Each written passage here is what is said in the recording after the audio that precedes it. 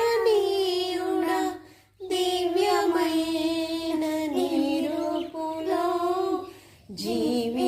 జీవించుచున్నాను నీ ప్రేమకు నీ పత్రికగా శిథిలమయ్యుండగా నేను నీదు రక్తముతో కడిగి నీ పోలికగా మార్చినావే నా యేసయ్యా. నా ప్రాణ ప్రియుడా శ్రేష్టమైన ఫలములతో అర్పించుచున్నాను సర్వము నీకే అర్పణగా.